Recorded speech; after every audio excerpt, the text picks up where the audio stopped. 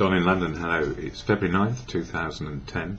My video is all about recovery from addiction to either substance or behaviour, or substance and behaviour. My addictive substance, alcohol, so alcoholic. Substances, yes. I never got any further really. Well, not in any sort of serious way, except maybe for asking for too much medicine from the doctor to try and solve the problem inside.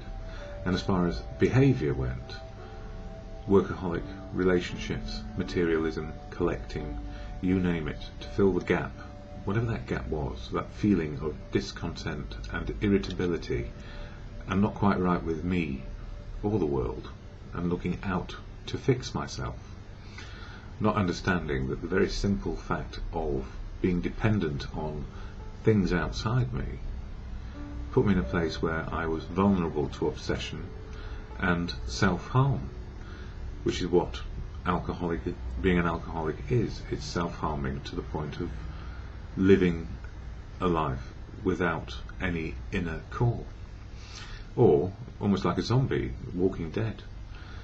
And we can function as distilleries, if you like, of alcohol, and distilleries of people, places and things, continually absorbing and using. And it's not a very satisfying place to be, because nothing will fix that emptiness inside if we don't know why we're here, or find something useful, or find love and how to love and be loved back. So what a journey of careering about, trying to find out who I was, always intellectually looking for the higher power of living and being right with myself and the world. So much of the time putting on a brave face and thinking I was courageous, when in fact I was just braving it. A lot of fear inside me and a lot of vulnerability, and not really realising that fear and vulnerability are quite good strengths if we know they're there, and there for a reason. And it's not to overcome them, it's to embrace them as much as any feeling to the good of life, so that we know how to deal with what we face in the moment of now. So life is quite complicated, I've found, and quite difficult in recovery, because it's not about striving to be anything, it's just being a person, just being in the moment of now. And for a long time I thought I needed to be a certain way. So in the journey of trying to fix my outlook, fix my position in the world, and thinking I should go for the next right thing always meant striving for perfection. And these days perfection is not my goal. It's to live in the moment, make the right choices based on the information in front of me and how I feel about it, and keep sober. Sober is key. So in recovery for a little while, how did I get there? Well, a moment of clarity, or many moments of clarity, about understanding life is beyond any imaginative horror I could have ever envisioned. And it got worse and worse, and the clarity came. Family, community, professionals kept me alive long enough to have these moments of clarity. And it came down to one broad understanding of, I cannot do this on my own. And when I realised I cannot do it on my own, this thing of sobriety, I asked for help. And it came in the form of professional help to detox me, and then in the help on an ongoing basis of a fellowship. And that fellowship is AA, Alcoholics Anonymous. So my video is really about sharing experience, strength and hope of how fellowship helps me find myself, unique, authentic, not special and different, but we are in a unique, authentic place, all of us, on our journey of life. And we have different levels of understanding, wisdom, knowledge and experience, but we all live in this one moment, and we are all the same sized, living in the moment of now. So no ups and downs, no better outlook than mine, no worse outlook than mine. We just have outlooks on what is good for us, and with information from others in fellowship, I find that life is very fulfilling. So AA, what is it? I share here, mainly for anyone who can't get to a meeting or is just wanting some reassurance that they're on the right path. Yeah, right path, right time, right now. So what is AA? Alcoholics Anonymous is a fellowship of men and women who share their experience, strength and hope with each other, that they may solve their common problem and help others to recover from alcoholism. The only requirement for membership is a desire to stop drinking. There are no dues or fees for AA membership. We are self-supporting through our own contributions. AA is not allied with any sect, denomination, politics, organisation or institution, does not wish to engage in any controversy, neither endorses nor opposes any causes. Our primary purpose is to stay sober and help other alcoholics to achieve sobriety, which is why I do these videos. So, sharing a message.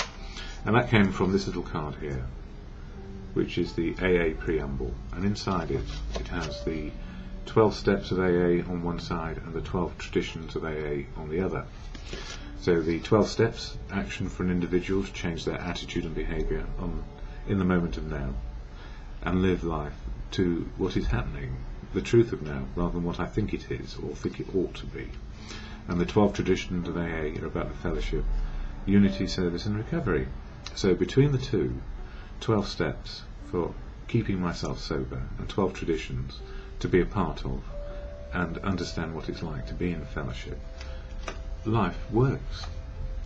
So sobriety first, and then the rest of life can work. So inside and outside of fellowship, the principles of the program keep me on a fairly even keel until somebody treads on my toes, and then I have to be careful that I don't retaliate in a bad way. And February, in this book, The Daily Reflections, is all about step 2. So the Daily Reflections is the 12 steps, 12 months. So February step 2, all about being restored to sanity by higher power. And or it actually reads, came to believe that a higher power could restore us to sanity, or thereabouts. And, you know, sanity is a daily exercise. We can be driven insane by life, because life is like that. But the restoration of sanity simply means that we deal with the difficult parts of life as well as the good parts of life, without going off the rails. And for today, in the Daily Reflections, for February the 9th, it says here, getting the spiritual angle.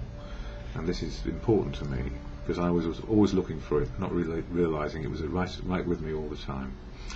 How often do we sit in meetings and hear the speaker declare, but I haven't yet got the spiritual angle.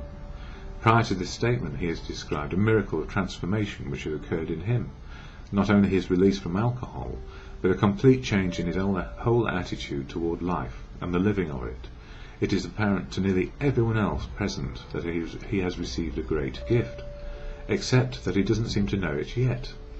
We well know that this questioning individual will tell us 6 months or a year hence that he has found faith in God.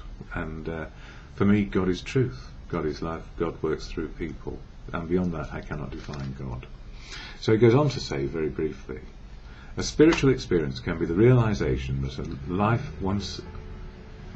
which once seemed empty and devoid of meaning is now joyous and full. In my life today, daily prayer and meditation, coupled with the living of the 12 steps, has brought about an inner peace and feeling of belonging which was missing when I was drinking. And it says now joyous and full, but it can be sad and full as well, as life experience affords. So I don't worry these days when life goes to the sad of life, or the sadness that is there, or angry, or the emotions that we have, because to embrace the emotions and understand them and why we have them and how they work in reality in the moment enables me to get balance in those emotions and spirituality being here now. And when it's going a bit weird, or if it's just going well, that serenity prayer helps me immensely just make sense of what is now.